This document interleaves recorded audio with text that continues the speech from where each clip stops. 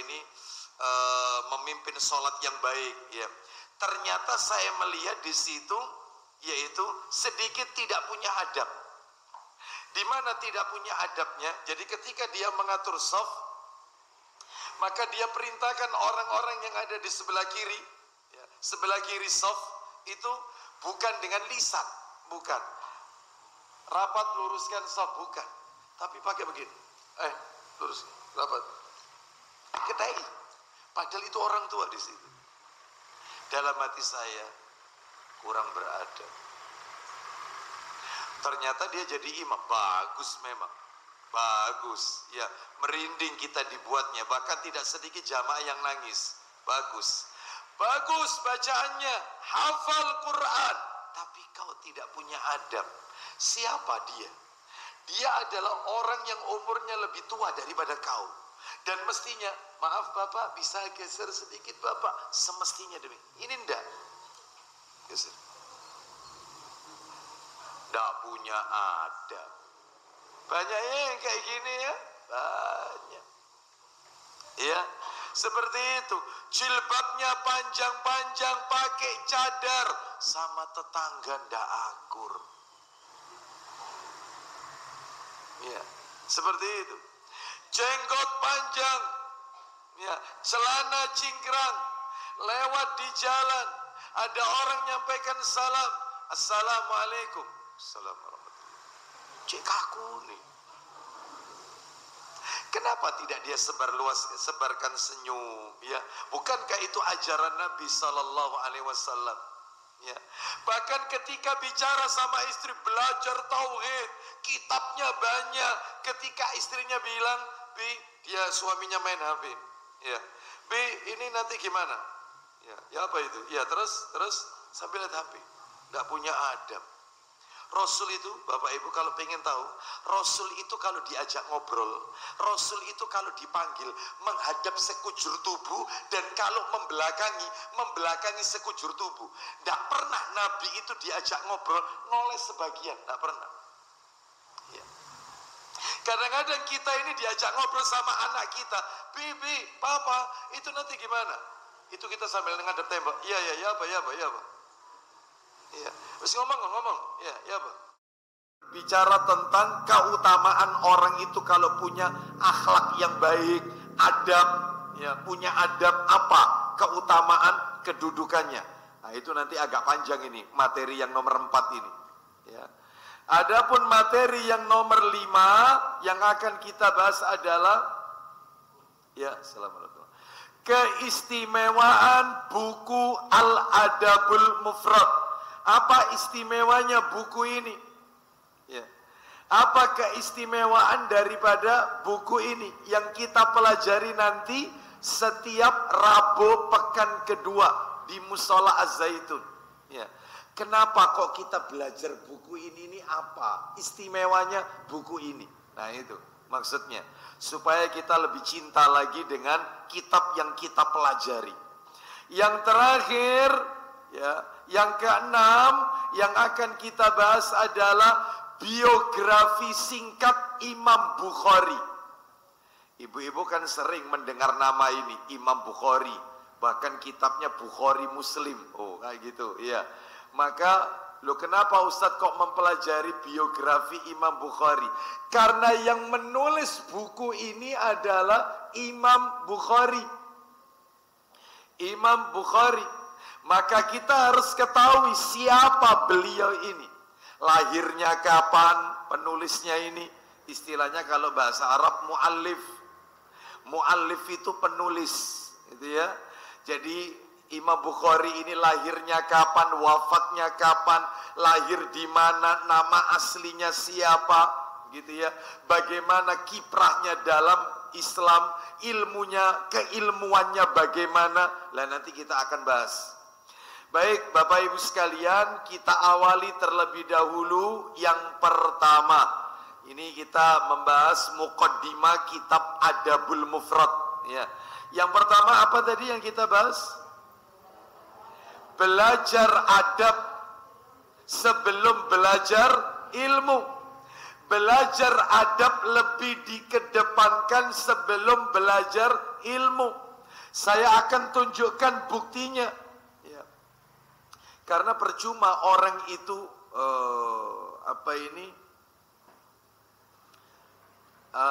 dia itu paham tauhid, ya, paham akidah, ya, paham masalah hadis, masya Allah, paham masalah fikih, tapi tidak punya adab. Ya, dia nggak punya adab. Ya, baik, mari kita lihat ini.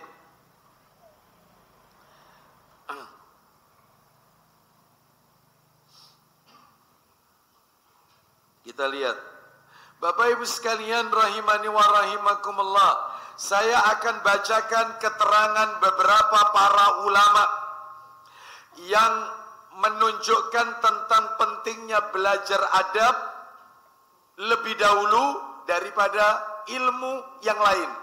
Di antaranya adalah seorang ulama yang bernama Imam Malik. Nah, beliau dijuluki dengan Imam Darul Hijrah. Beliau lahir, Imam Malik ini tahun 93 Hijriah. Wafatnya 179 Hijriah, Imam Malik ini. Dan Imam Malik ini tinggal di Madinah. Ya, makanya ada mazhab namanya mazhab Maliki. Ya ini beliau ini, Imam Malik. Kita dengarkan perkataannya Imam Malik. Ya, apa kata beliau? Ta'allamil adab qabla an tata'allamal ilma. Pelajarilah adab sebelum mempelajari ilmu. Loh, Imam Malik loh ini yang punya kitab Al-Muwatta berjilid-jilid. Gurunya Imam Syafi'i. Jadi Imam Syafi'i itu belajarnya sama Imam Malik. Dan Bapak Ibu harus tahu Imam Syafi'i ini kan lahir di Gaza, Palestina. Imam Syafi'i. Dia lahir single parents. Jadi dia lahir tanpa kenal bapak. Dia diasuh cuman ibunya saja. Lalu dia dikirim oleh ibunya dari Palestina, dikirim ke Madinah untuk belajar dengan Imam Malik. Ya ini tadi, beliau yang sedang kita bicarakan ini. Ya. Jadi Imam Malik mengatakan pelajari adab sebelum mempelajari ilmu. Jadi panjenengan sebelum belajar tauhid, sebelum belajar akidah, sebelum belajar fikih, sebelum belajar hadis, adab dulu. Tahapannya itu, adab dulu. Adab dikedepankan. Ya. Makanya nasihatnya Luqman, Bapak Ibu sekalian, nasihatnya Luqman. Luqman kan berkata kepada anaknya, ya bunayya la tusyrik billah inna syirka la dzulmun adzim. Wahai anakku, janganlah engkau menyekutukan Allah, karena sesungguhnya menyekutukan Allah itu kezaliman yang sangat besar. Anaknya dikenalkan tentang tauhid. Setelah itu kemudian apa itu? Nah, Luqman berkata kepada anaknya agar berbakti kepada ibu dan bapak. Ini menunjukkan pentingnya belajar adab. Penting belajar adab. Sebab banyak orang itu pinter tauhid, pinter banyak hafal Quran, ternyata tidak punya adab. Ya, saya pernah menjumpai seorang imam. Seorang imam. Dan saya sengaja sholat di masjid itu karena memang katanya imamnya bagus, suaranya bagus. Saya pun sholat dan alhamdulillah ditakdir oleh Allah di shaf pertama dan sebelah kanan, shaf pertama sebelah kanan. Ternyata masya Allah, ya imamnya kan kelihatan kalau imam ini dia tahu fikih sholat, ya dia tahu ya bagaimana memimpin sholat yang baik. Ya, ternyata saya melihat di situ yaitu sedikit tidak punya adab. Di mana tidak punya adabnya? Jadi ketika dia mengatur shaf, maka dia perintahkan orang-orang yang ada di sebelah kiri, ya, sebelah kiri shaf itu bukan dengan lisan, bukan. Rapat luruskan shaf, bukan. Tapi pakai begini. Lurus, rapat. Ketai. Padahal itu orang tua di situ. Dalam hati saya kurang beradab. Ternyata dia jadi imam, bagus memang, bagus. Ya, merinding kita dibuatnya. Bahkan tidak sedikit jamaah yang nangis, bagus. bagus bacaannya, hafal Quran, tapi kau tidak punya adab. Siapa dia? Dia adalah orang yang umurnya lebih tua daripada kau. Dan mestinya, maaf Bapak, bisa geser sedikit Bapak? Semestinya demikian. Ini enggak. Geser. Enggak punya adab. Banyak yang kayak gini ya. Banyak. Ya, seperti itu. Jilbabnya panjang-panjang, pakai cadar. Sama tetangga ndak akur. Ya, seperti itu. Jenggot panjang, ya, celana cingkrang, lewat di jalan, ada orang nyampaikan salam, assalamualaikum, assalamualaikum, cek kaku nih. Kenapa tidak dia sebarkan senyum, ya? Bukankah itu ajaran Nabi Sallallahu Alaihi Wasallam? Ya. Bahkan ketika bicara sama istri, belajar tauhid, kitabnya banyak. Ketika istrinya bilang, Bi, dia suaminya main HP. Ya, Bi, ini nanti gimana? Ya apa itu? Ya terus sambil lihat HP. Nggak punya adab. Rasul itu, Bapak Ibu kalau pengen tahu, Rasul itu kalau diajak ngobrol, Rasul itu kalau dipanggil menghadap sekujur tubuh, dan kalau membelakangi sekujur tubuh. Tidak pernah Nabi itu diajak ngobrol noleh sebagian, tidak pernah. Ya. Kadang-kadang kita ini diajak ngobrol sama anak kita, Bibi, Papa, itu nanti gimana? Itu kita sambil ngadep tembok, ya apa. Terus ngomong, ya apa? Atau misalnya sambil lihat HP, ya apa? Sekolahmu tadi apa? Mestinya ditaruh HP-nya, dihadapi, persis berhadapan. Iya, sekolahmu tadi apa? Berkata kepada istrinya, iya, terus gimana tadi? Berhadapan, itu yang benar, itu yang namanya suami punya adab. Percuma jenggotmu panjang, percuma kau tiap hari taklim, tapi kau tidak punya adab sama istrimu. Sedangkan Nabi mengajarkan kalau bicara full sekujur tubuh berhadapan dan ditatap wajah orang. Loh kalau sama akhwat ya jangan. Ustaz dalam rangka menerapkan sunnah Rasul ini Ustaz. Iya. Loh ya ini keliru, ini ngajinya separuh-separuh.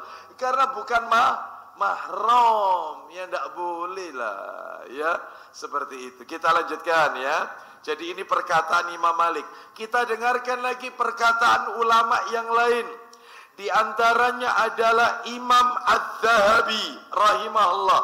Imam Az-Zahabi dalam kitab Siyar A'lam An-Nubala. Imam Az-Zahabi ini Bapak Ibu penulis kitab Al-Kabair, yaitu dosa-dosa besar. Nah itu, beliau berkata, ya perhatikan ini, beliau berkata bahwasannya Abdullah bin Wahab rahimahullah berkata, ma naqalna min adabi malikin aksara mimma ta'allamna min ilmihi. Katanya Imam Az-Zahabi rahimahullah, yang kami nukil dari Imam Malik, ini menukil perkataan Abdullah bin Wahab rahimahullah, yang kami nukil dari Imam Malik lebih banyak dalam masalah adab dibanding ilmunya. Ya, dibanding ilmunya. Jadi Bapak Ibu sekalian, dulu para ulama-ulama itu kalau belajar, mereka itu yang mereka catat, itu yang dilakukan oleh gurunya. Adab gurunya. Bagaimana gurunya itu menjelaskan hal tersebut. Bagaimana cara gurunya itu, yaitu ketika menjawab pertanyaan, dan seterusnya. Jadi adab ini, adab. Seperti itu. Lalu kemudian daripada ilmu yang disampaikannya. Sampai seperti itu, penting belajar adab ini. Kita lanjutkan sekarang yang nomor 3. Yang nomor 3, loh kok masuk? Ya, Sopi itu loh masuk. Ya, ini belajar adab loh ini. Ya. Kita lanjutkan Bapak Ibu sekalian, ya. Yang nomor 3 perkataan, kan tadi nomor 2, ya. Sekarang nomor 3 kan? Iya kan? Sekarang nomor 3, pertanyaan Ibnul Mubarak rahimahullah. Kita dengarkan perkataan Ibnul Mubarak. Beliau berkata, ta'allamnal adab salasina aman wa ta'allamnal ilma ishrin. Katanya Ibnul Mubarak rahimahullah, kami mempelajari masalah adab selama 30 tahun. Belajar adab itu 30 tahun. Sedangkan kami mempelajari ilmu selama 20 tahun. Bayangkan, belajar adab 30 tahun, ilmunya 20 tahun. Mana lebih lama mempelajarinya? Ada, ya. Kita lihat lagi terakhir, yang nomor 4. Saya kasih nomor sampai 4 aja lah. Yang keempat, perkataannya Imam Abu Hanifah rahimahullah. Kalau tadi kan Imam Malik, sekarang Imam Abu Hanifah. Imam Abu Hanifah ini lahir tahun 80 Hijriah sampai 150 Hijriah. Jadi kurang lebih usianya itu 70 tahun. Usianya ini. Dan Bapak Ibu harus tahu, makanya ada mazhab Hanafi. Kalau tadi Maliki, ini Hanafi. Ya, Imam Abu Hanifah. Ya, makanya Bapak Ibu harus tahu bahwasanya Imam Hanafi ini nama aslinya bukan Hanafi, bukan. Nama aslinya adalah Nu'man bin Sabit. Nama aslinya ini Nu'man bin Sabit. Beliau ini termasuk tabi'in karena ketemu sahabat Anas bin Malik radhiyallahu anhu. Jadi ketemu sama sahabat, tapi tidak ketemu sama Rasul. Jadi kalau ketemu sama Rasul itu namanya sahabat. Kalau Rasul wafat, terus generasi berikutnya lahir, ketemunya sahabat Nabi, itu namanya tabi'in. Kalau sahabatnya wafat, generasi berikutnya lahir, ketemunya tabi'in, gak ketemu sahabat, namanya tabi'ut tabi'in. Lah ini termasuk tabi'in, ketemu Anas bin Malik radhiyallahu an. Apa katanya Imam Abu Hanifah? Beliau mengatakan, Imam Abu Hanifah rahimahullah berkata, al-hikayatu anil ulama wa mujalasatihim ahabbu ilayya min kathirin minal fiqhi li'annaha adabul qaumi wa akhlaquhum. Katanya Imam Abu Hanifah, kisah-kisahnya para ulama dan duduk bersama para ulama lebih aku sukai daripada menguasai beberapa bab fikih. Kenapa? Karena kisahnya para ulama itu diajarkan berbagai adab dan akhlak yang luhur dari mereka. Nah ini, jadi ini penting sekali belajar masalah adab, ya. Sekarang kita masuk materi yang nomor 2, doa agar memiliki adab atau akhlak yang mulia. Adab atau akhlak yang mulia. Ayo ditirukan sama-sama doanya. Doanya. Saya kasih 2 saja doanya. 2 saja doanya.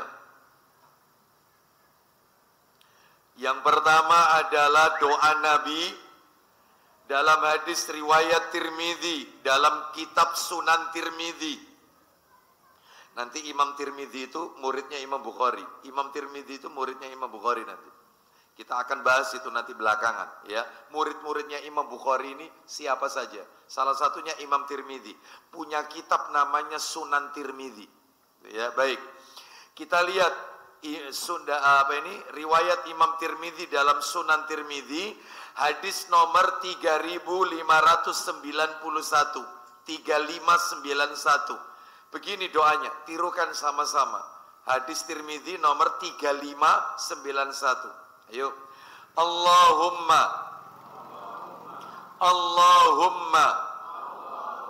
inni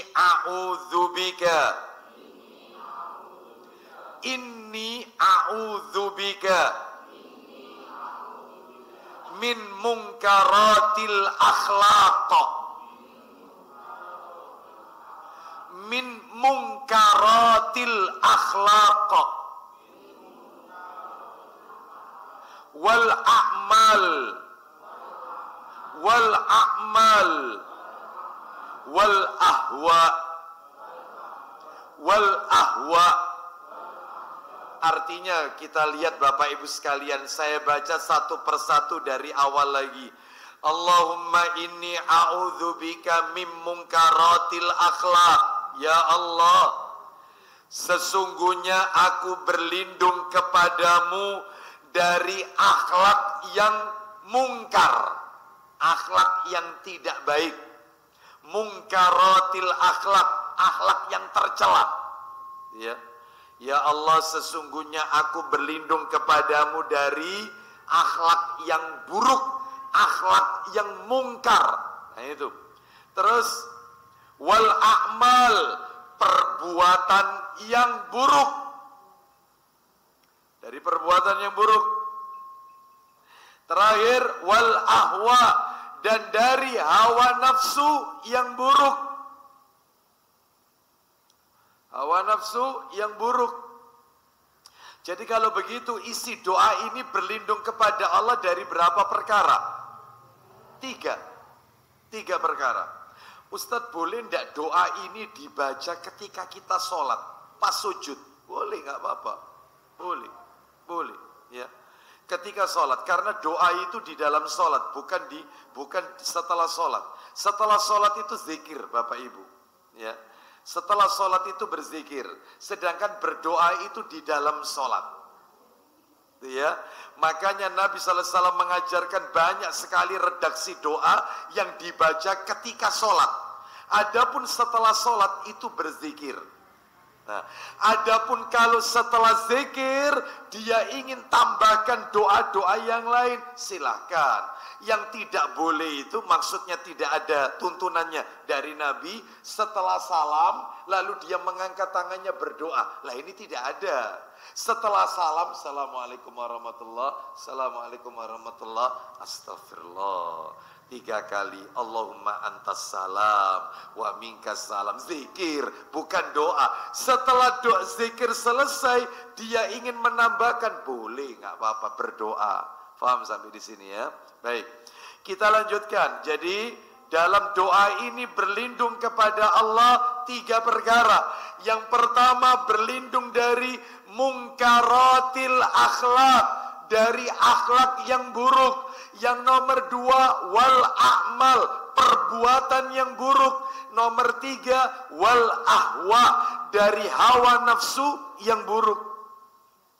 Hawa nafsu yang buruk. Baik, sekarang kita masuk doa yang nomor 2, yang terakhir. Saya kasih 2 saja. Insya Allah panjenengan sering baca doa ini kok. Sering. Mungkin sebagian kita minimal familiar doa ini di telinga kita. Bahkan mungkin di antara kita sudah pada hafal. Doanya pendek. Doa agar dikaruniai akhlak yang baik. Adab akhlak yang terpuji. Nah itu ya. Doanya itu ada di dalam kitab Sahih Targhib wa Tarhib. Ya. Kitabnya saya bawa sebenarnya di sana, tapi nggak apa-apa nanti saja dibuka. Nomornya 2657, 2657, 2657 dari Aisyah radhiyallahu anhuma. Dia berkata, Nabi sallallahu alaihi wasallam bersabda, ayo tirukan saya. Sahih Targhib wa Tarhib nomor 2657. Begini doanya, pendek doanya. Allahumma kama ahsanta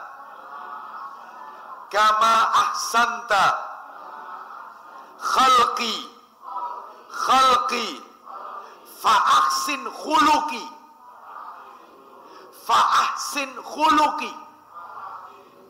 Sudah itu aja doanya. Doa apa itu? Iya, doa ketika bercermin. Ya, sisiran sebelum bersisir. Ini ada doanya. Ya, seperti itu, ya. Ini. Bapak Ibu tahu artinya? Menarik ini artinya. Allahumma kama ahsanta khalqi. Ya Allah, sebagaimana engkau telah memperbagus penciptaanku. Saya ulang, ya Allah, sebagaimana engkau telah memperbagus penciptaanku, fa'aksin khuluki, maka perbagus pula akhlakku. Kan ada orang itu cantik wajah tapi tidak cantik hatinya. Ada enggak? Penting enggak inner beauty itu? Cantik wajah itu biasa, tapi cantik hati luar biasa. Ya, banyak orang itu yang dia itu sibuk, yaitu untuk menghias dirinya, apalagi ibu-ibu, ya, pergi perawatan wajah dari tempat satu ke tempat yang lain, ya. Kan banyak yang seperti ini ya, yang sini tidak cocok ya, pergi ke tempat perawatan wajah sampai tidak sedikit menelan biaya yang sangat banyak, ratusan bahkan jutaan rupiah. Dia sibuk menghias wajahnya, tapi dia tidak sibuk menghias hatinya. Nah, itu ya, seperti itu. Sehingga di masyarakat muncul suara miring. Lah yo ayu-ayu, tapi kok atine elek. Ada ndak yang model gini?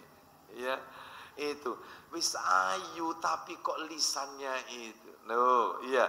Berarti kalau begitu maka perlu doa ini. Allahumma kama aksanta khalqi fa aksin khuluqi. Ya Allah, sebagaimana engkau telah memperbagus penciptaan diriku, maka perbagus pula akhlakku, perilakuku. Baik, sekarang kita masuk yaitu materi yang nomor 3. Materi nomor 3, apa yang nomor 3 tadi? Perbedaan adab dan akhlak.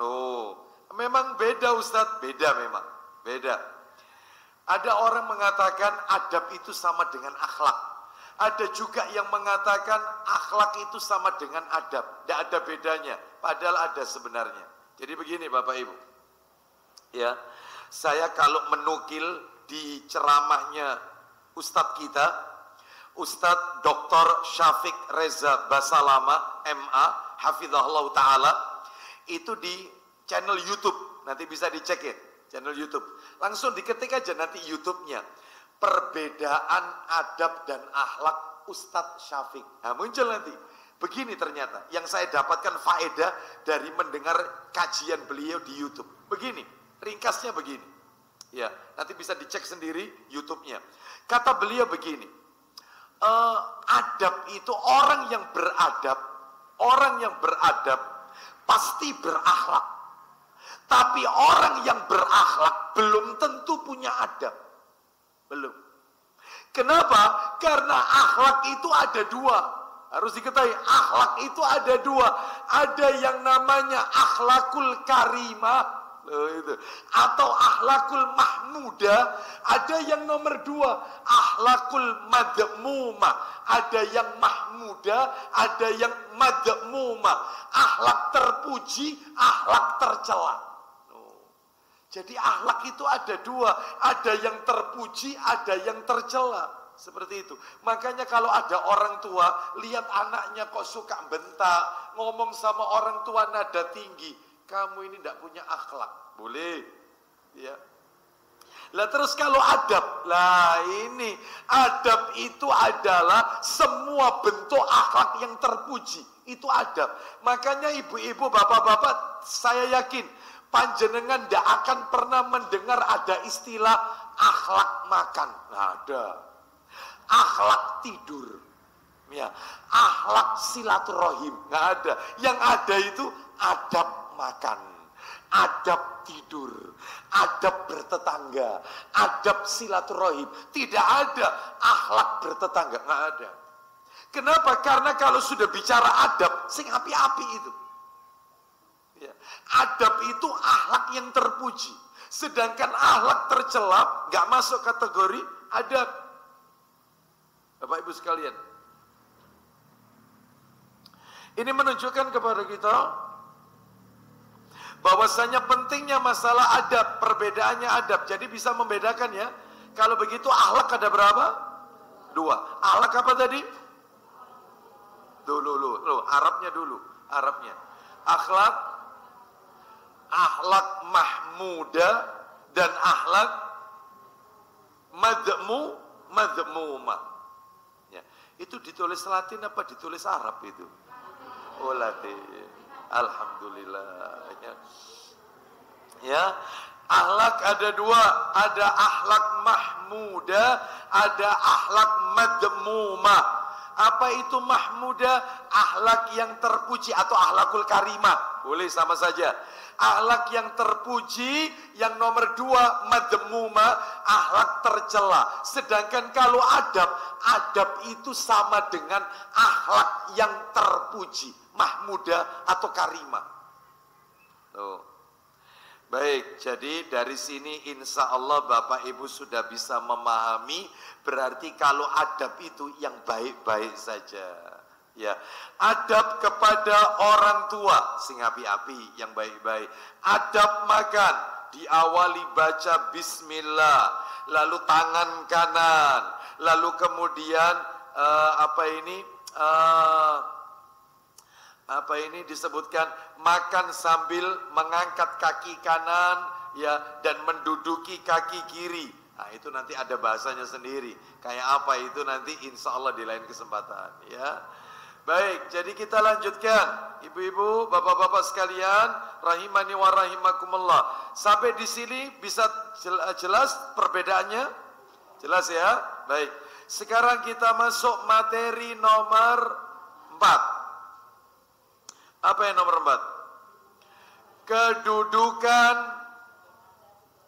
adab atau akhlak dalam Islam. Berarti kalau adab berarti akhlak yang mulia. Apa kedudukannya termasuk keutamaannya? Saya akan berikan beberapa dalil. Di antara dalilnya minta tolong. Yang pertama yaitu kitab Sahih Targhib wa Tarhib. Dibuka jilid 6. Pakai jilid 6 dulu semuanya. Jilid 6. Oh ya, mohon maaf, jilid 5. Maksud saya jilid 5. Betul. Afwan. Jilid 5. Nomornya 2639. 2639. Ya. Hadis riwayat Muslim. Saya bacakan ya, perhatikan baik-baik. Dari sahabat Nawas bin Sam'an radhiyallahu an, dia berkata, Rasulullah sallallahu alaihi wasallam bersabda, al-birru husnul khuluq. Loh, jelas sekali. Nabi yang mengatakan, ya, al-birru husnul khuluq. Nah itu. Ayo dibaca 2639. Silakan. Dari An-Nawas bin Sam'an radhiyallahu an. Lanjut.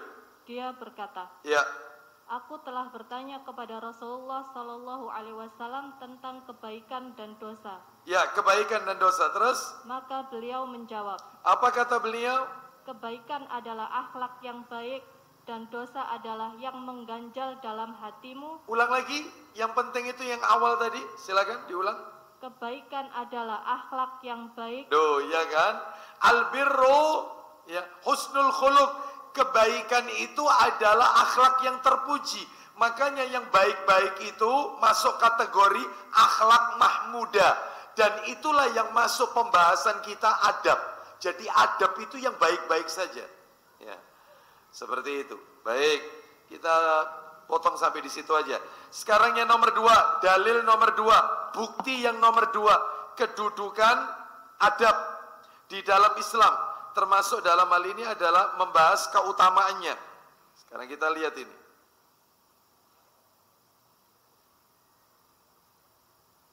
Ya. Silakan dibuka kitab Sahih Targhib wa Tarhib. Nomornya 2641. 2641. Dari Abu Ad-Darda radhiyallahu an, dia berkata, Nabi sallallahu alaihi wasallam bersabda, "Ma syai'un asqalu fi mizanil mu'min yaumal qiyamah min khuluqin Yubghidul fahisha al-badhi. Silakan.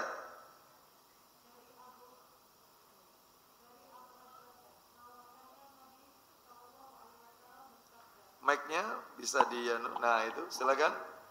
Tidak ada sesuatu pun yang lebih berat dalam timbangan amal seorang mukmin di hari kiamat. Stop. Memangnya nanti di hari kiamat ada timbangan Ustadz, ada neraca? Ada. Nanti saya tunjukkan dalil. Nanti di hari kiamat kelak Allah akan pasangkan, Allah akan tunjukkan kepada kita neraca, ya. Yang mana nanti akan ditimbang. Apa yang ditimbang nanti kita akan bahas. Ulang lagi Ukti, tidak ada sesuatu pun yang lebih berat dalam timbangan amal seorang mukmin di hari kiamat daripada akhlak yang baik. Tidak ada sesuatu yang bisa memperberat timbangan amal seorang mukmin nanti di hari kiamat kecuali memiliki budi pekerti, akhlak karimah, akhlak yang mulia, akhlak yang baik. Nah, itu. Makanya orang itu kalau punya attitude, ya, perilaku atau perangai yang baik, ya, akhlak yang baik dengan siapa saja, dengan orang tua, dengan istri, dengan suami, dengan anak, dengan karib kerabat, dengan tetangga, dengan semua manusia. Bahkan bukan hanya manusia, termasuk kepada hewan.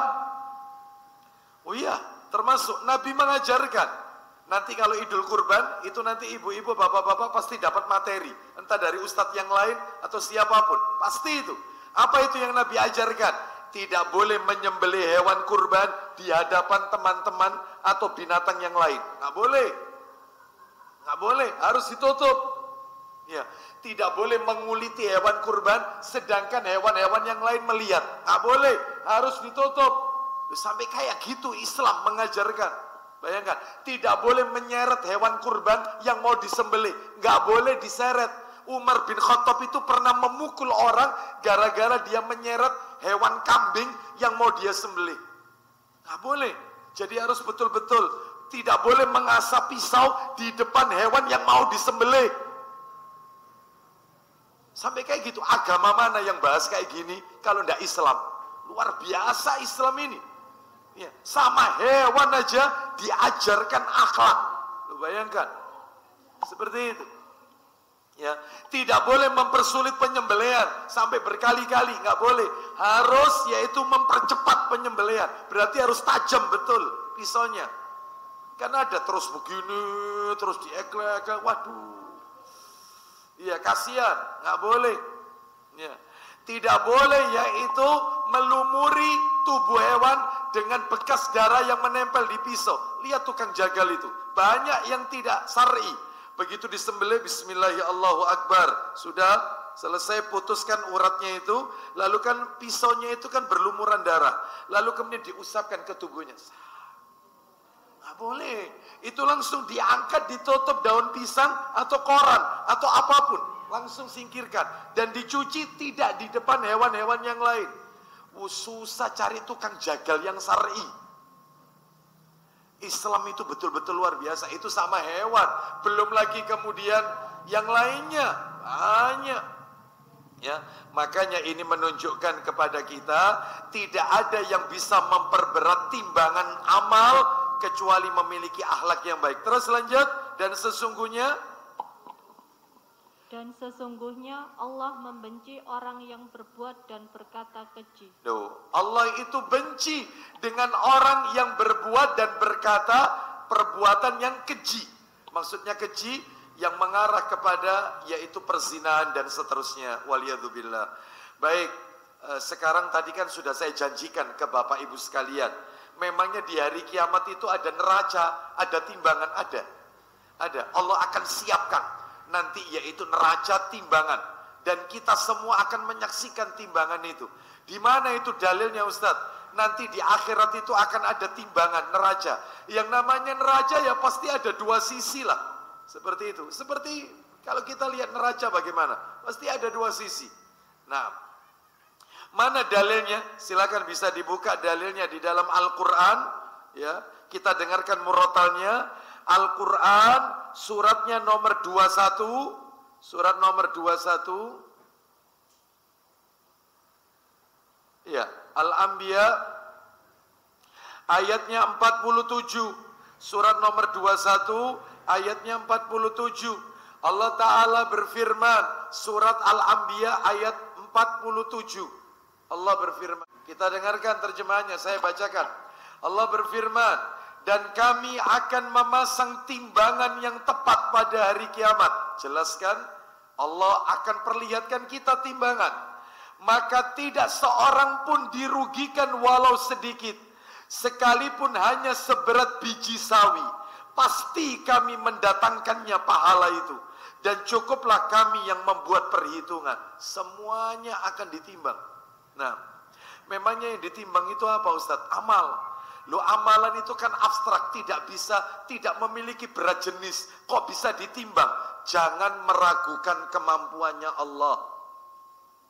Allah Maha Mampu, meskipun pahala itu abstrak. Ya apa pahala itu? Gak bisa main bentuknya kayak apa?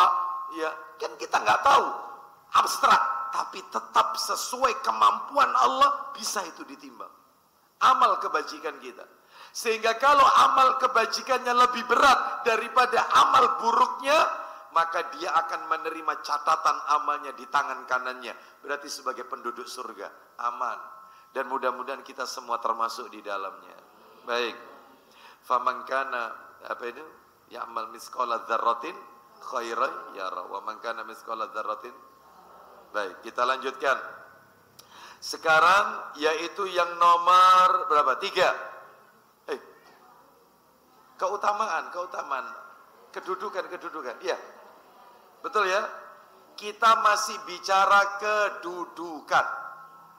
Ya, kedudukan adab dalam Islam. Berarti dalil nomor berapa ini? 3 kan? Nomor 1 apa tadi? Kok ada 3, ada 4? Nomor 1 apa? Sahih targhib wa tarhib nomor berapa?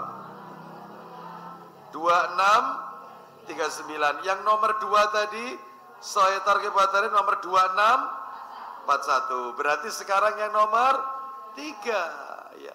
Yang nomor ibu-ibu kok bingung jadi nomor 4? Kan yang barusan ini kan baru penjelasan tentang timbangan, jangan dimasukkan dalil. Itu ya. Itu penjelasan dari dalil yang nomor 2. Itu ya. Baik. Sekarang dalil yang nomor 3. Dalil yang nomor 3 Sahih targhib wa tarhib nomor 2642. 2642.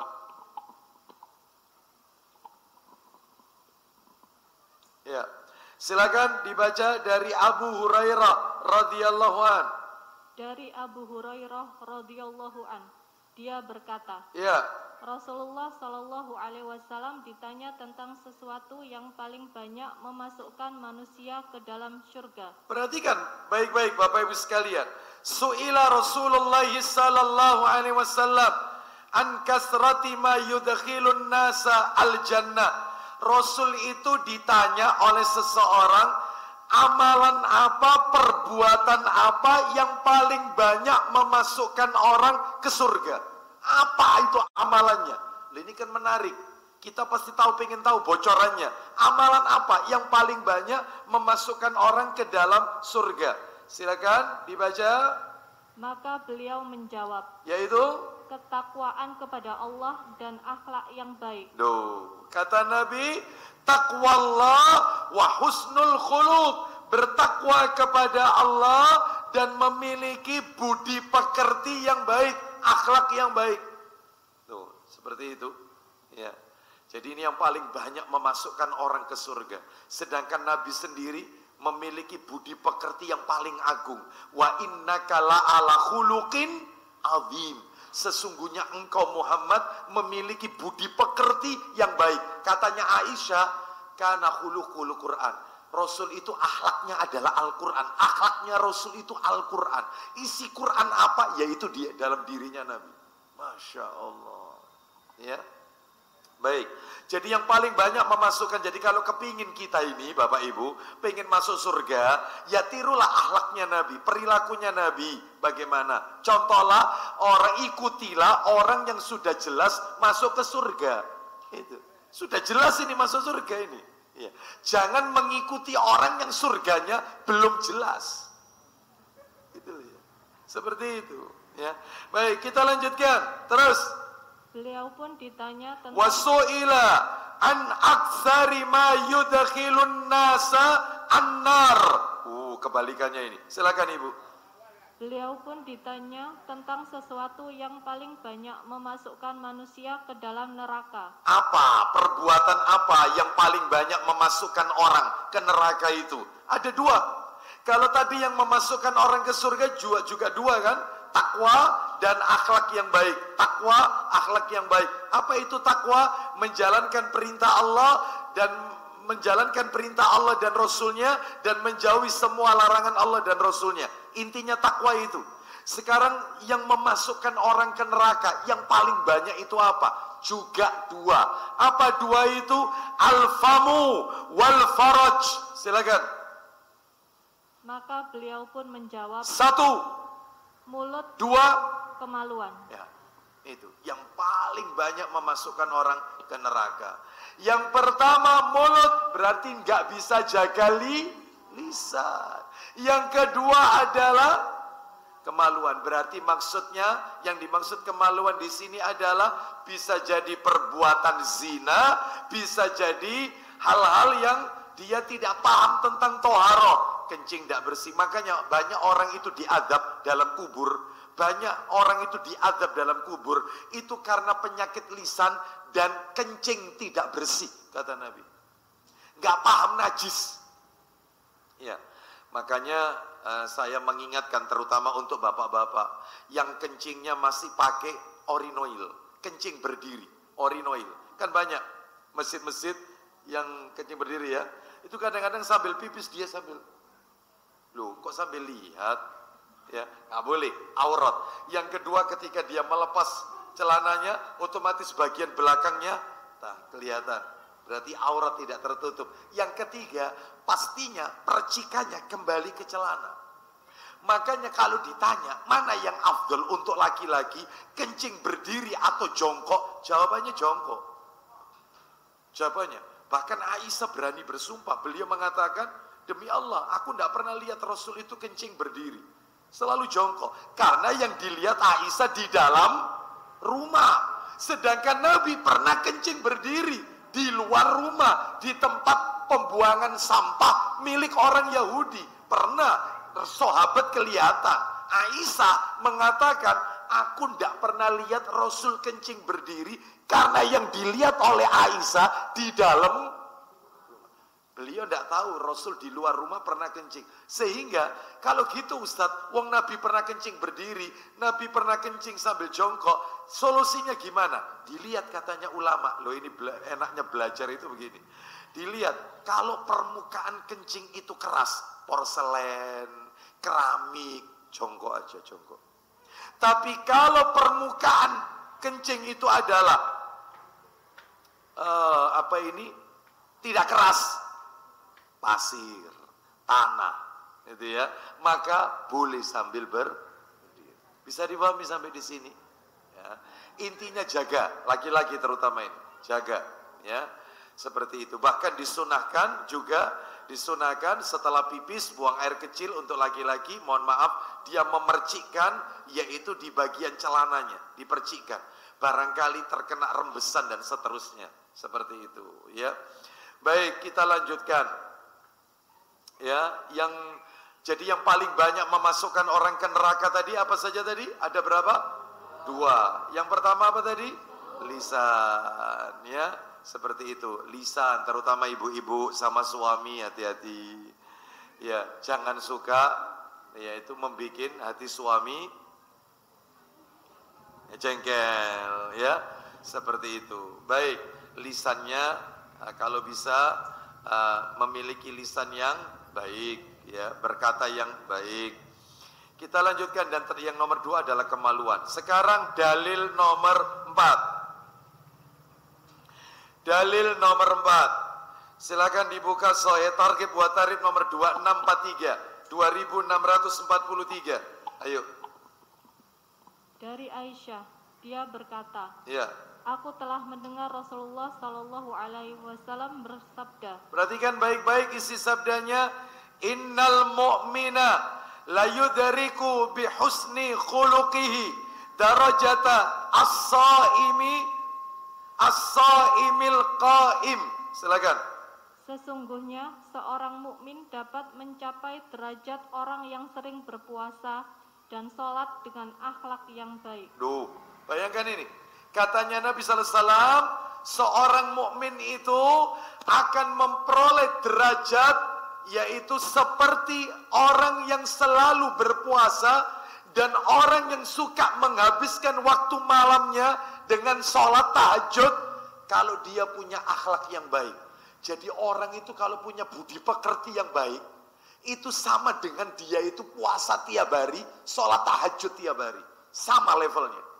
Meskipun dia tidak sholat tahajud, meskipun dia tidak pernah Senin Kemis, Ayamul Bid, puasa Sawal, dia tidak. Hanya Ramadan dia lakukan. 5 waktu subuh, zuhur, asar, maghrib bisa dia lakukan. Gak pakai qobliyah ba'diyah. Tapi akhlaknya baik, itu derajatnya sama.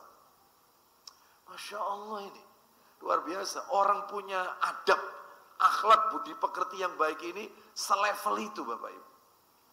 Ya, apalagi kalau ditambah sudah sholat sunnah dikerjakan, orangnya juga budi pekertinya baik. Masya Allah. Ya, baik. Apalagi seorang suami menahan lisan, istrinya tidak masak hari ini, sabar. Ya. Besok tidak masak lagi. Ya. Kan bisa go food. Bisa. Kenapa susah? Kenapa dibikin rame? Heran saya. Ya. Seperti itu, sabar. Besok tidak masak lagi, sabar ya. Sudah waktunya punya istri lagi. Kan gitu. Iya, ya. Kan enak, ada satunya tidak masak, satunya masak. Kalau dua-duanya tidak masak, ya ujian, ya. Ujian, musibah, ya. Kita lanjutkan. Mungkin capek, kasih udhur sama pasangan kita itu, berikan udhur. Wong Anda itu loh bapak-bapak, bukan malaikat. Istri Anda bukan bidadari. Tidak ada manusia sempurna. Kasih udhurnya. Gitu ya. Baik, kita lanjutkan. Punya budi pekerti yang baik. Nomor 5. Dalil nomor 5. Sahih targhib wa tarhib. Nomornya 2648. 2648, nomornya berdekatan semua ini. Silakan dibaca. Nah ini menarik ini, hadis ini. Dari Abu Umamah 2648. Dari Abu Umamah radhiyallahu an, dia berkata, ya. Rasulullah Shallallahu Alaihi Wasallam bersabda. Kita dengarkan baik-baik ya isi sabdanya. Nabi Sallallahu Alaihi Wasallam bersabda. 26 berapa tadi? 26. 48. Nah, kita lihat. Ana za'imun bi baitin fi rabadil jannati liman tarakal mira'a wa in kana muhiqqan wa bi baitin fi wasatil jannati liman tarakal kadhiba wa in kana mazihan wa bi baitin fi a'lal jannati liman hassana khuluqahu. Silakan. Aku menjamin satu rumah di pinggiran surga bagi orang yang meninggalkan perdebatan walaupun ia benar. Aku jamin orang itu dapat rumah di bagian bawah dari surga. Dapat rumah di bagian level bawah dari surga. Untuk siapa? Untuk orang yang meninggalkan debat meskipun dia berada pada posisi yang benar. Loh dia benar loh ini. Benar ini. Ya, benar ini.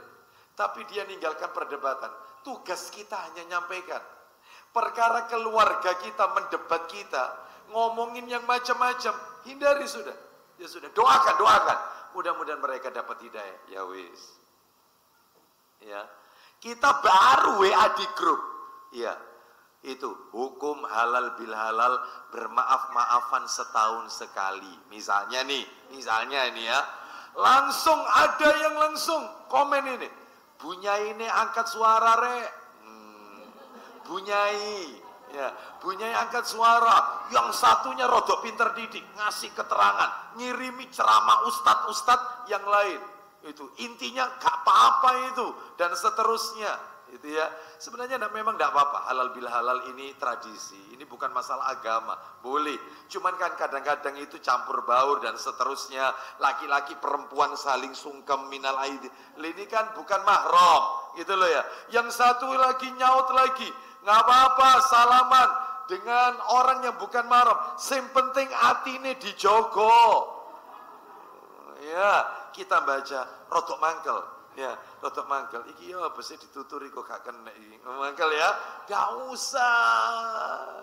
Kita kok kebawa doa sama Allah, ya Allah, berikan hidayah kepada mereka, ya Allah.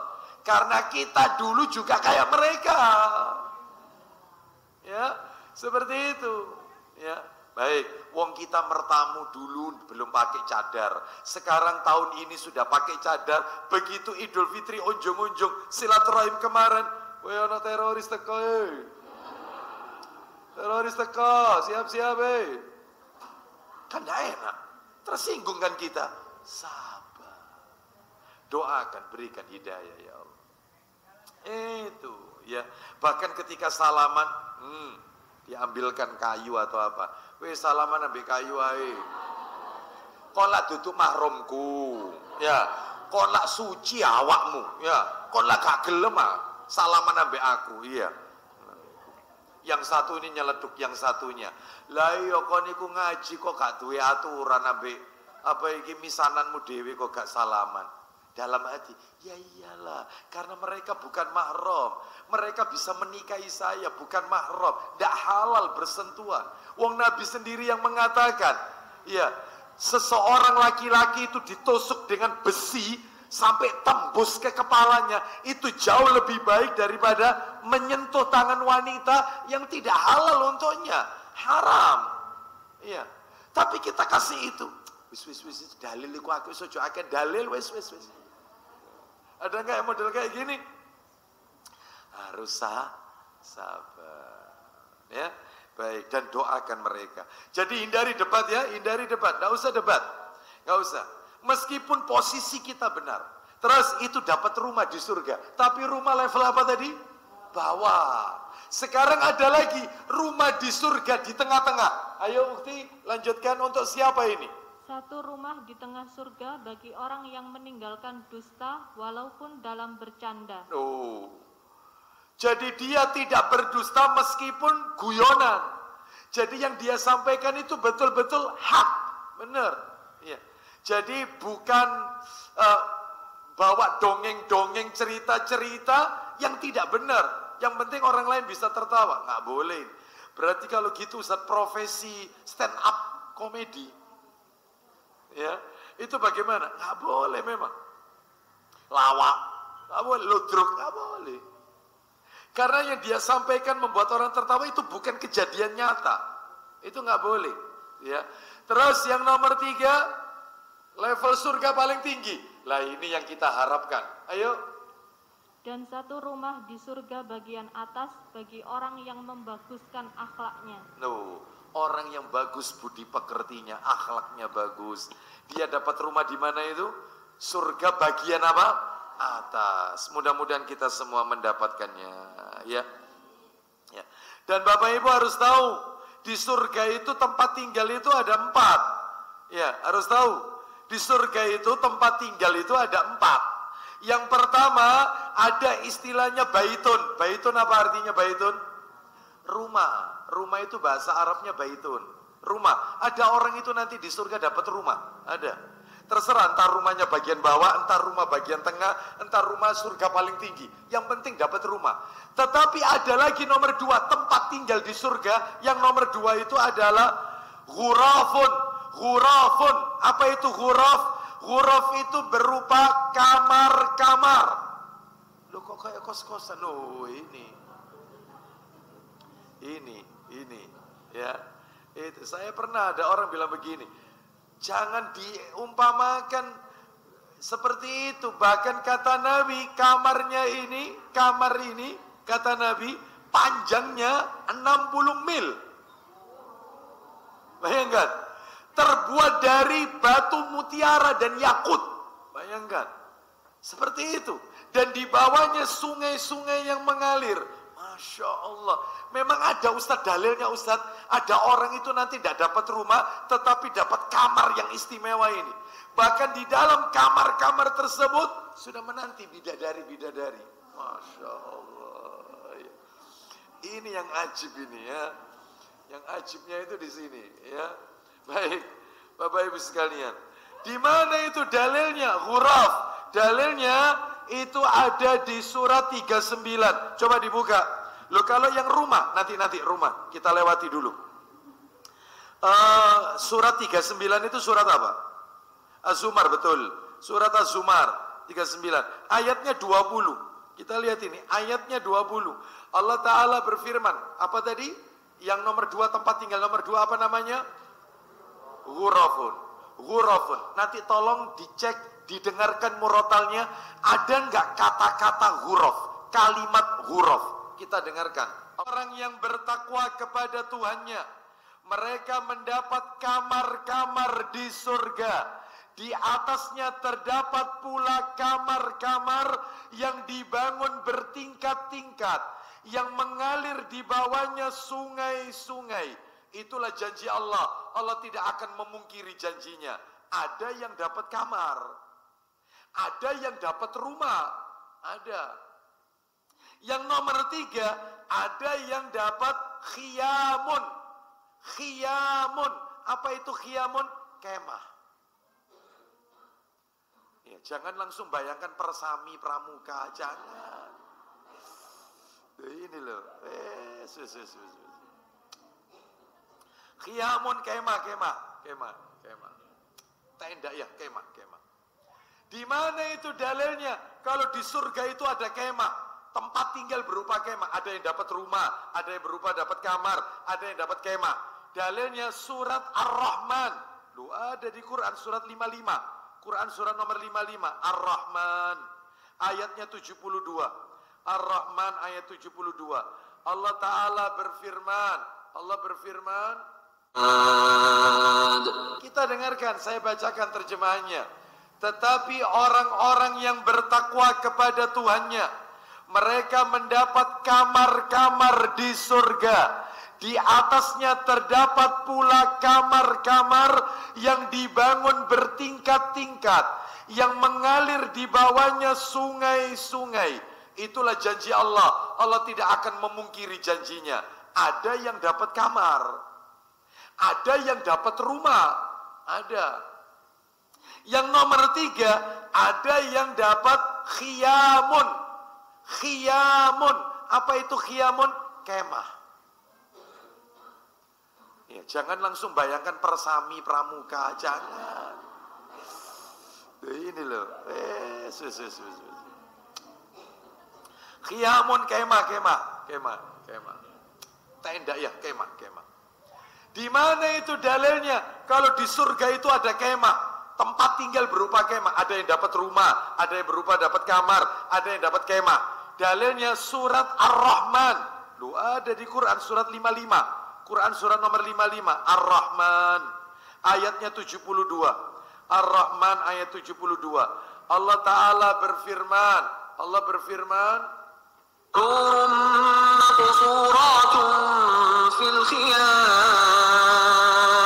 Khiyamun.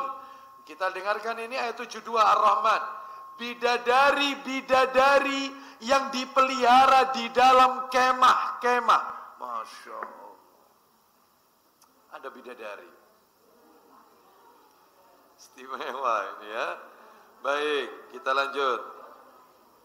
Terus yang nomor 4, istimewa. Ada nanti di surga itu orang itu dapat kusurun. Kusurun. Apa itu kusur? Istana. Dia dapat istana. Ya. Dia dapat, ya tergantung amalannya. Amalannya apa dapat rumah, amalannya gimana dapat huruf, amalannya gimana dapat khiyam kemah, ada lagi amalannya apa dapat istana.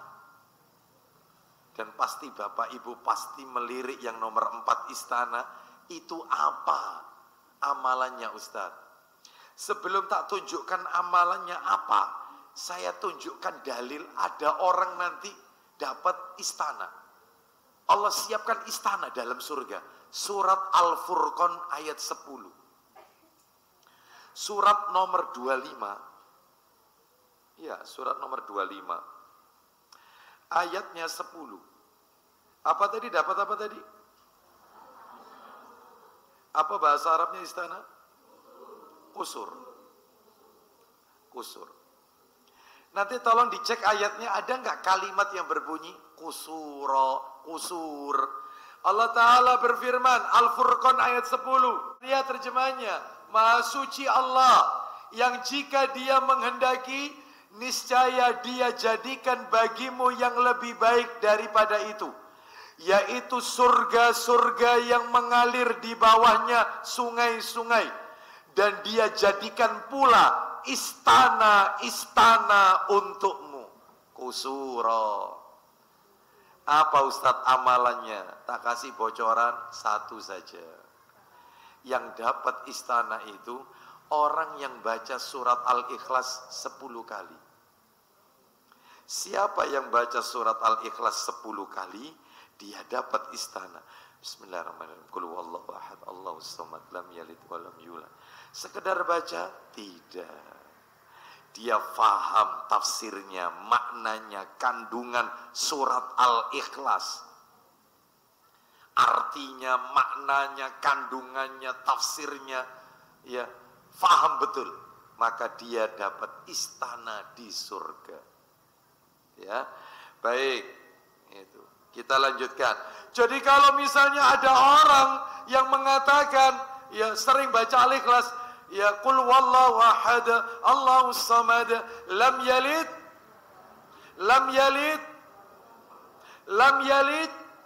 Allah itu tidak beranak dan tidak diperanakan. Tapi tiap bulan Desember tanggal 25, lah kok ngucapin selamat Natal kepada tetangganya? Gak dapat istana.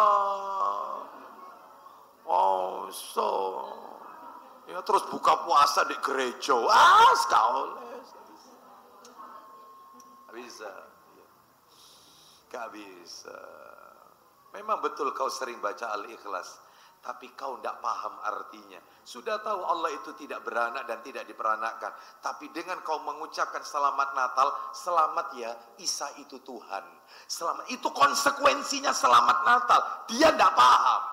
Apalagi salamnya dicampur. Assalamualaikum warahmatullahi wabarakatuh. Om swastiastu. Namung budaya. Salam kebajikan. Salum. Batal. Waliyadzubillah min hadzal kalam. Batal. Om swastiastu. Itu apa artinya? Mengagungkan Tuhan selain Allah. Jelas itu. Ya. Apa sih artinya itu? Supaya paham kita ini. Bapak Ibu sekalian. Ya, disebutkan bahwasanya arti daripada ucapan salam ini yaitu kalau apa itu tadi Om Swastiastu ya. Ya betul ya. Itu Bapak Ibu sekalian, artinya kalau Om Swastiastu itu semoga selamat dalam lindungan Ida Sang Hyang Widiwasa. Salamnya orang Hindu. Kalau orang Buddha, Namo Buddhaya. Terpujilah semua Buddha. Kalau Kristen, salam keselamatan. Masa dicampur salam Islam sama salam kayak begini? Lontur akidahnya. Jadi nggak dapat istana deh. Nggak dapat. Kita lanjutkan dalil nomor 6 ya. Nomor 6. Terakhir. Nomor 6. Dalil nomor 6. Saya tutup sampai nomor 6 aja. Silakan dibuka Sahih Targhib wa Tarhib nomor 2649. 2649. Ayo 2649. Dari Jabir radhiyallahu an, bahwasanya Rasulullah sallallahu alaihi wasallam bersabda. Iya. Sesungguhnya orang yang paling saya cintai dari kalian. Orang yang paling saya cintai dari kalian. Inna min ahabbikum ilayya wa aqrabikum minni majlisan yaumal qiyamah ahasinakum akhlaqan. Ulang lagi, sesungguhnya orang yang paling saya cintai dari kalian dan paling dekat dariku majelisnya di hari kiamat adalah orang yang paling baik akhlaknya. Orang yang paling saya cintai dan tempat tinggalnya dekat sama aku nanti di hari kiamat. Loh, dekat sama aku adalah orang yang punya budi pekerti yang baik. Ya, baik. Sekarang kita masuk materi nomor 5, Bapak Ibu. Ya, terakhir ini sampai nomor 6. Singkat aja ya, karena waktunya. Materi nomor 5, apa yang nomor 5 tadi? Keistimewaan apa tadi? Buku, apa buku yang kita pelajari namanya? Al-Adabul Mufrad. Al-Adabul Mufrad. Ya, ini kitabnya. Ya, yang bagus itu yang 2 jilid. Ini cuma 1 jilid. Ya, dijadikan 1. Yang bagus itu yang terbitan 2 jilid. Ya. Dan itu kenapa kok 2 jilid? Karena ada penjelasannya. Nah, itu lebih bagus. Ya. Ustadz, kalau misalnya ketebelan Ustadz, kalau mau beli Ustadz, ya nggak usah beli, nggak apa-apa. Nanti kan saya berupaya setiap materi saya kirimkan file PDF-nya nanti. Gitu ya. Seperti sore ini, kalau ini tuntas, saya akan share PDF-nya. Muqaddimah kitab Adabul Mufrad. Sudah saya siapkan, nanti saya share setelah kajian. Jadi pembahasan nomor 5, keistimewaan buku Al-Adabul Mufrad. Apa keistimewaannya? Perhatikan baik-baik, nggak usah dicatat, nggak apa-apa. Perhatikan, buku ini Bapak Ibu, ini yang ada di depan saya ini, di depan panjenengan. Buku ini adalah kitab hadis, isinya hadis-hadis ini, yang dikumpulkan oleh seorang ulama yang bernama Abu Abdillah Muhammad bin Ismail bin Ibrahim, yang lebih dikenal dengan nama Imam Bukhari. Imam Bukhari. Baik.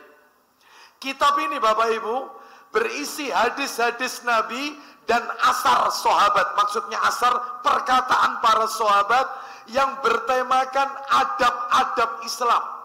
Jadi khusus adab Islam. Jadi sesuai judulnya, Al-Adab Mufrad, Adabul Mufrad. Adab itu etika, mufrad itu tersendiri yang dikhususkan. Mufrad itu berarti kitab ini khusus bahasa adab. Khusus bahasa adab. Bapak Ibu mohon maaf, panjenengan kalau punya Sahih Bukhari, itu juga Imam Bukhari penulisnya. Tetapi khusus yang bahasa adab, itu cuman ya kurang lebih, maaf ya, kurang lebih 200 hadis bahasa adab.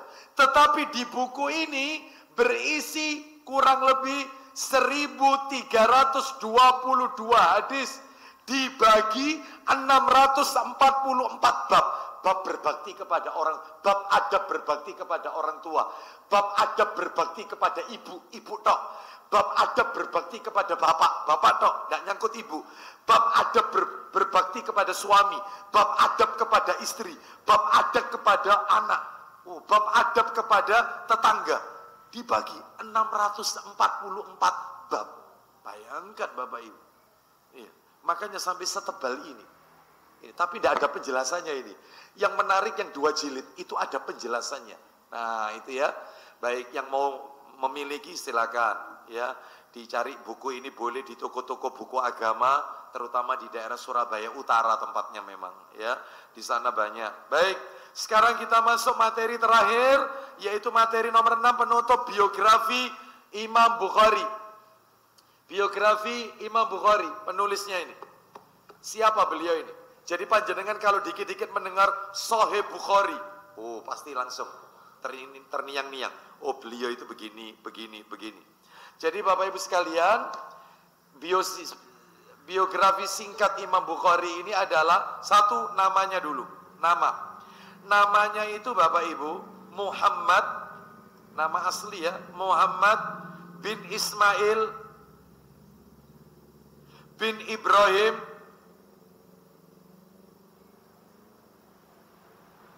bin Al-Mughirah.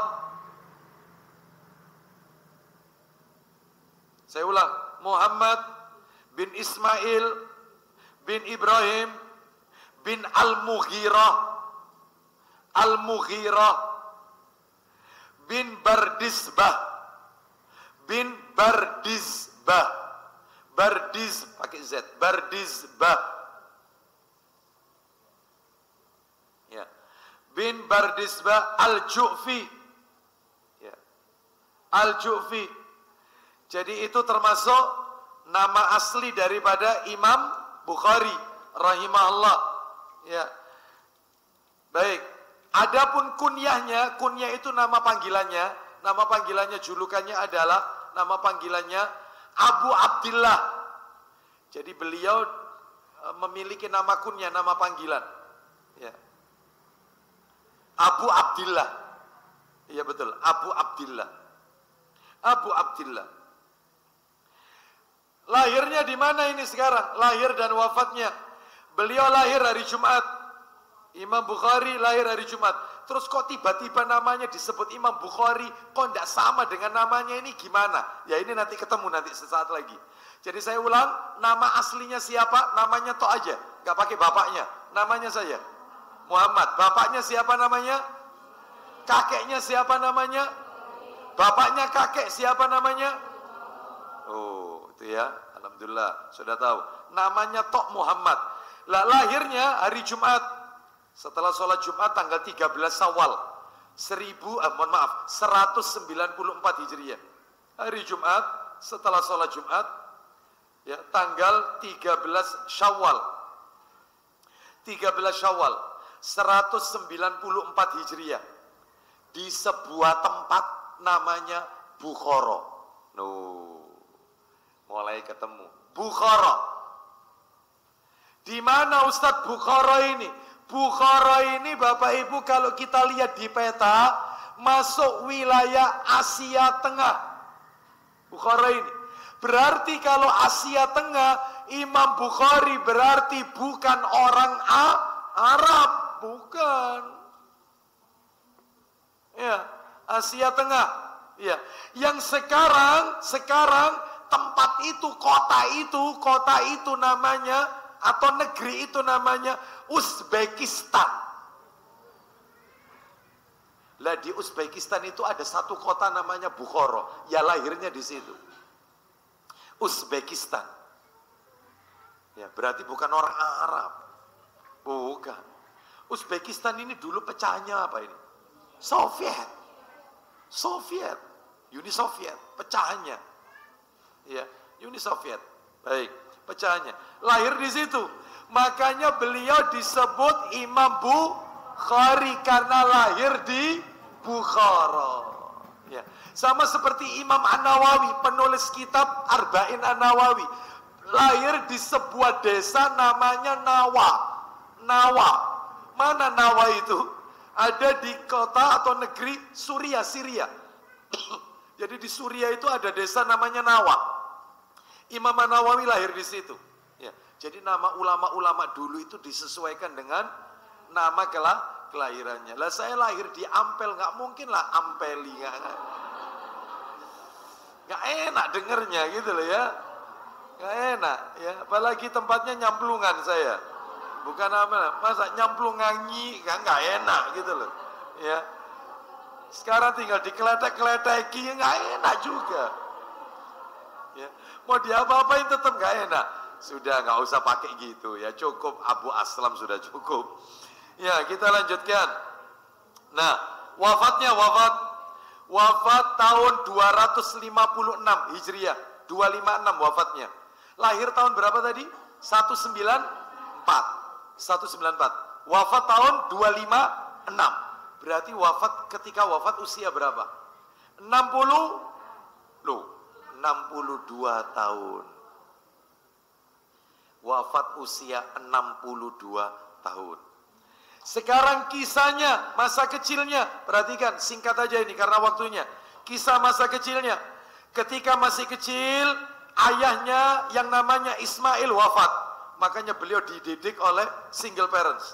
Banyak ulama-ulama itu dibesarkan tidak dengan ayah. Hanya cukup dengan seorang ibu. Bayangkan, banyak Imam Syafi'i, termasuk Imam Bukhari. Ya, seperti itu. Makanya bagi wanita yang dia berstatus janda, tidak usah sedih. Tidak usah, ya. Itu.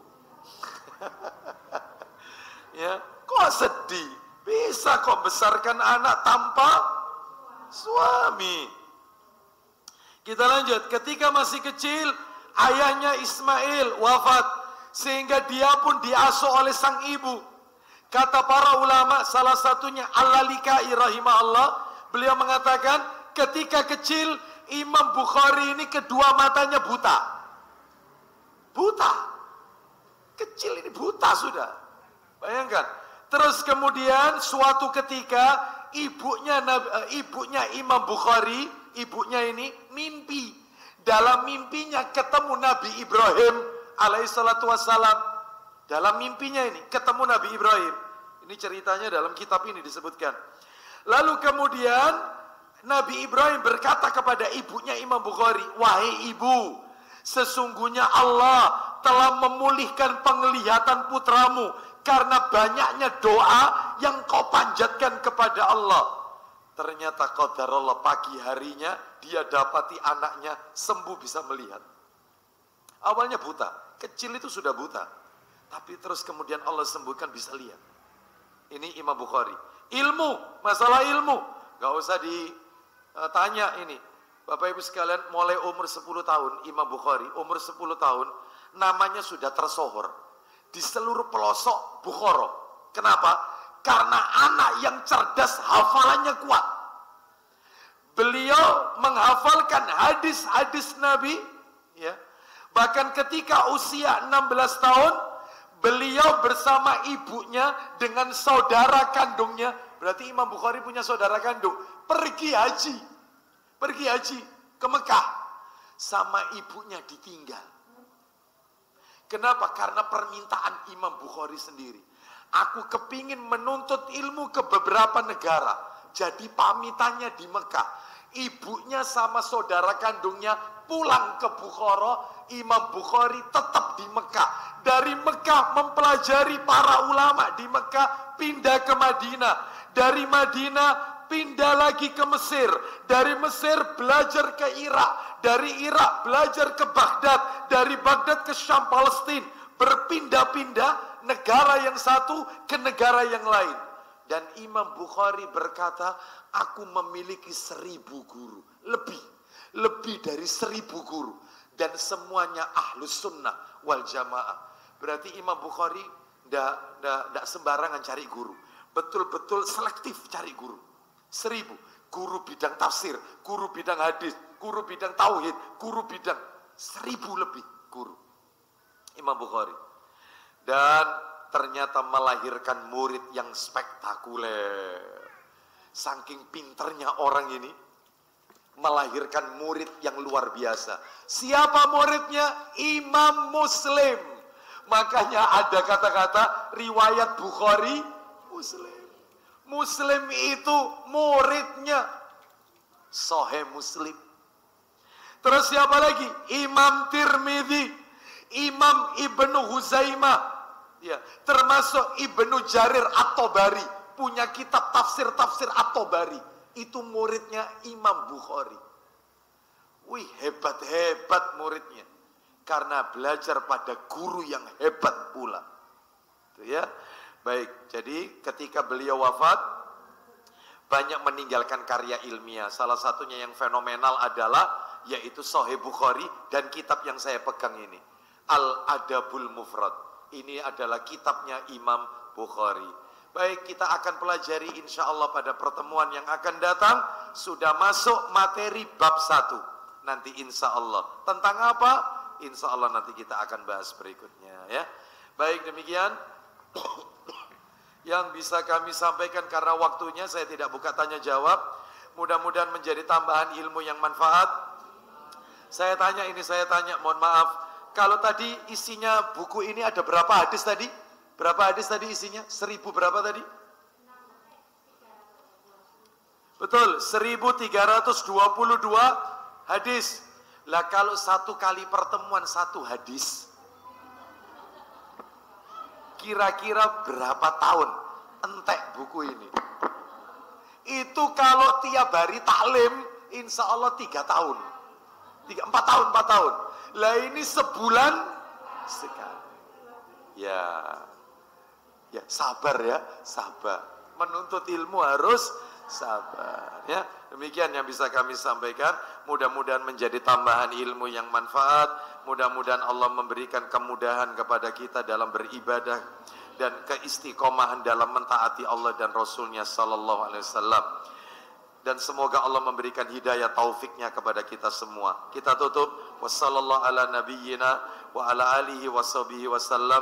Subhanakallahumma wa bihamdika asyhadu an la ilaha illa anta astaghfiruka wa atubu ilaik. Wa akhiru da'wana anil hamdulillahi rabbil alamin. Assalamualaikum warahmatullahi wabarakatuh. Kitab saya.